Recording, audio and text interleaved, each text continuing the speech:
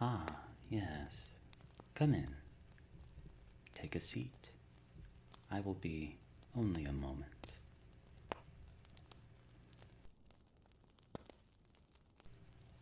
Good, that's taken care of. Introductions. I have already been informed of your name, but how would you prefer to be addressed? As you wish. Have you considered selecting a more modern name? No, there is nothing wrong with it at all. However, many in your position have found it conducive to ends such as ours to adopt a more commonly recognized and less anomalous pseudonym, at least to the public. Something to address with Aaron, perhaps? Have you two met yet? Don't fret. Once we conclude, Farah will ensure you are well taken care of. But I'm forgetting myself. A pleasure to make your acquaintance. You may call me Vito. Yes, just Vito is fine. Surprised? I found fixation on formality and honorifics is for the outside world. When you've accumulated as many years as I have, you begin to see the futility of such things. Vito is perfectly suitable.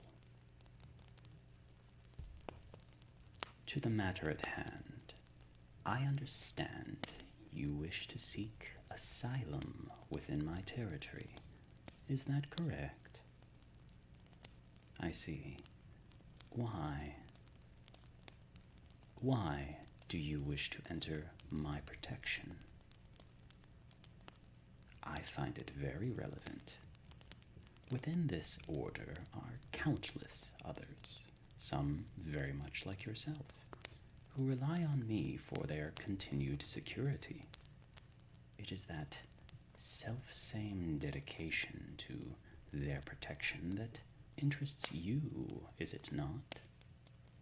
Therefore, I would know the nature of the beast before I permit it entry into my home. It is prudent and non-negotiable. Speak. I will consider fairly. Hold. This tale promises to be longer than I anticipated. Allow me to note a few things as we go.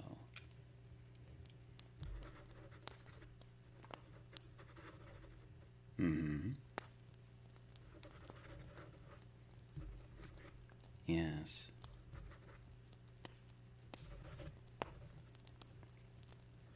Truly? When was this?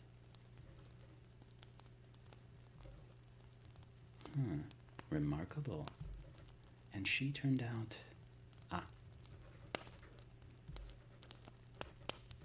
I confess, I did not know that. But what of the head?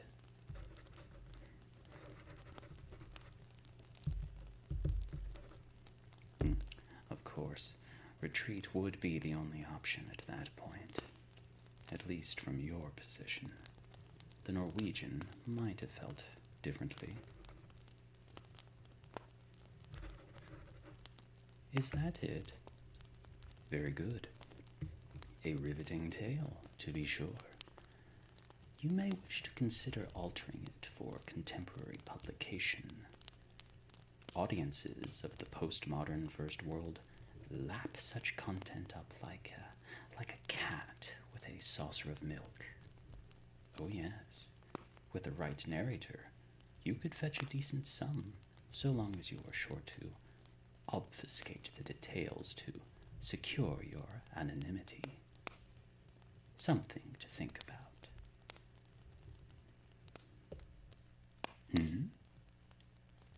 I already knew the gist of it, or we would not be speaking. Consider yourself in luck. we are batting for the same team. A colloquialism. You would do well to familiarize yourself with the language and jargon of this region more. Farah will suggest some resources for you once we decide on an appropriate persona. We'll get to that. Your explanation has satisfied me that you would be a good addition to the Order. Your authenticity has already been determined, and I'm confident you are in no way affiliated with the department. That being said, should you prove me wrong, the consequences to yourself will be dire. No, you cannot imagine.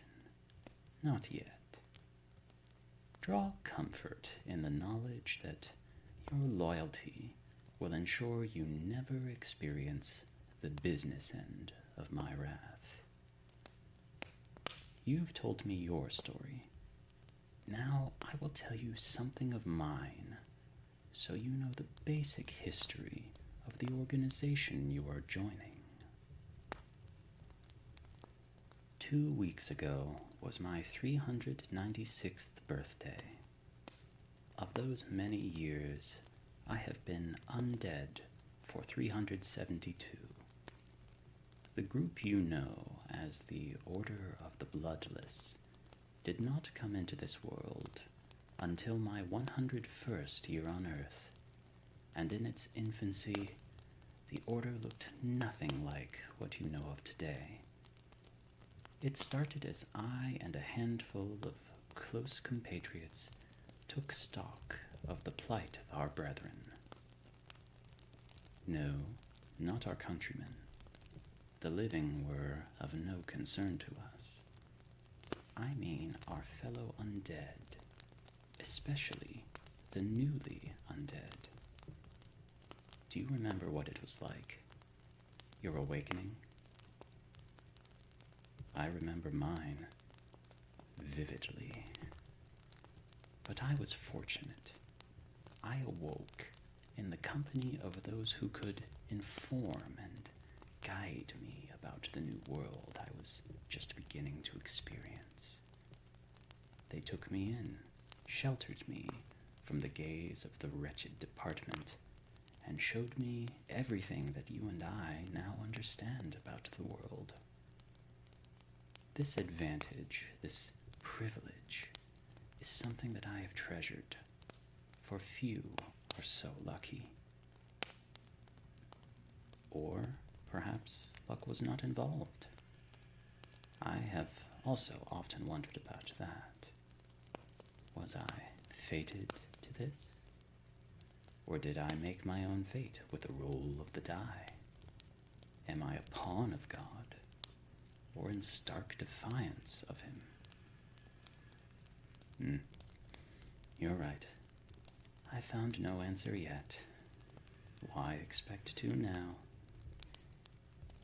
This starting advantage that I have described is something I think you may know a little bit of from your story. Not to the same degree, or you might not be here now. Verily, we too were fortunate. Thousands, no, millions of others are not. Either the harvesters of the department come along and scoop up their resting souls, or they find those who have awakened and clap them in irons. Then they are taken down to that lightless abyss to rot. And for what? What purpose does it serve to lock us away? Why punish the dead? Certainly there are some who deserve such a fate, but to apply this judgment indiscriminately to all those who have crossed the threshold of death, merely for the peace of mind of the living, I see no greater injustice that can be done. So began the Order. At first, it was only myself, Urban, Lucretia, and Bella. Urban and Lucretia, my unblooded parents, and Bella, my unblooded sister. We were a family of 4, bound by circumstance in a cause we could not choose but pursue. We walked the land in search of more of our kind. Where we found them, we snatched them away before the department could arrive.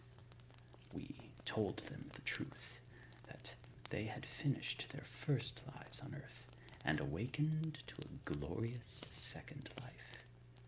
Weep no more, thirst no more, bleed no more. That's where we first got our name, the Order of the Bloodless. You see, blood is for the living. They are reliant on the substance to sustain their frail bodies, like infants drinking their mother's milk. Take it away from them, and they perish. But we are undead. We are bloodless. Slice my arm open, and not a drop will spill out. We have matured beyond the need for blood. Our forms are sustained by much richer forms of vitality than mere red water.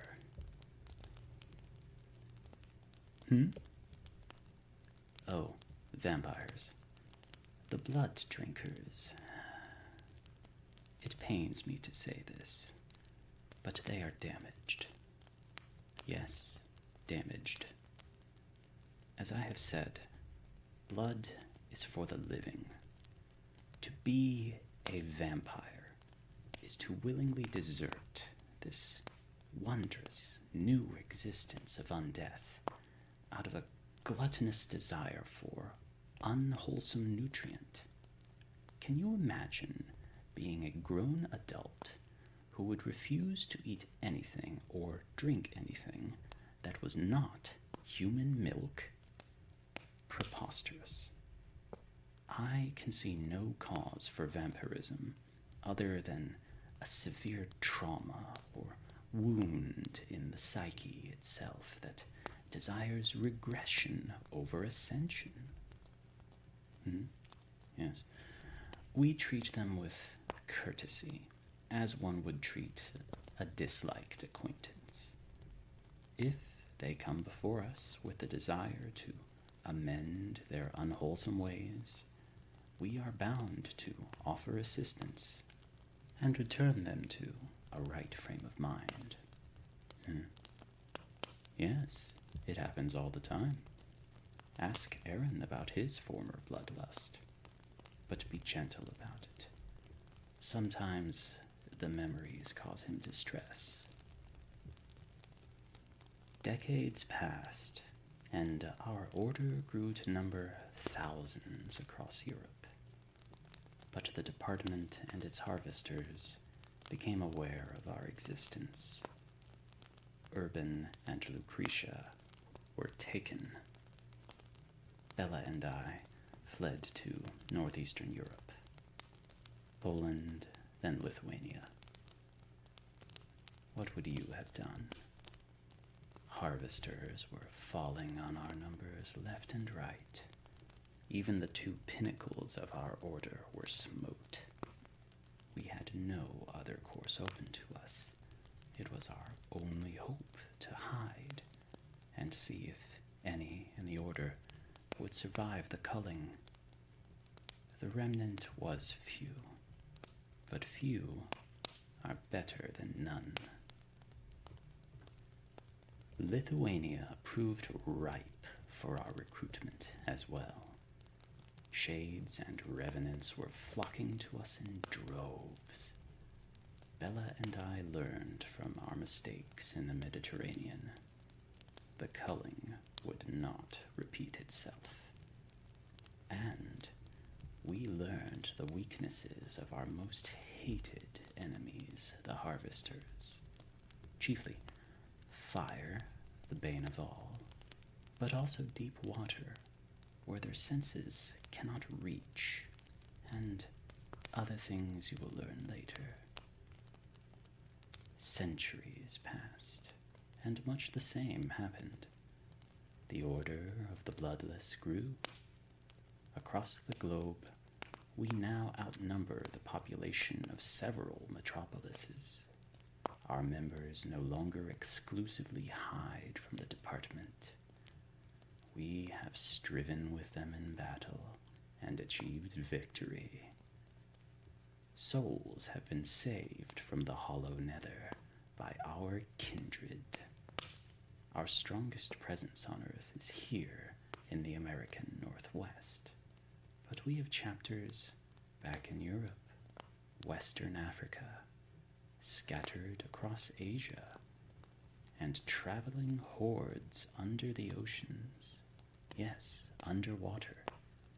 As I said, the harvesters do not seem to sense well what goes on beneath the waves.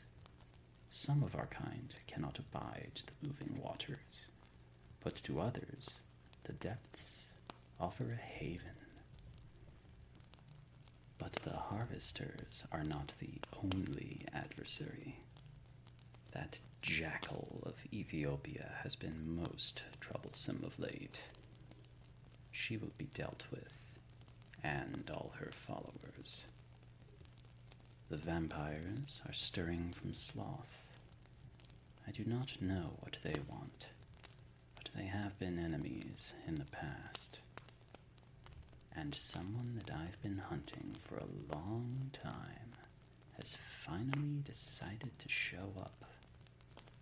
Of all the many conflicts ahead, that is one chase I shall relish.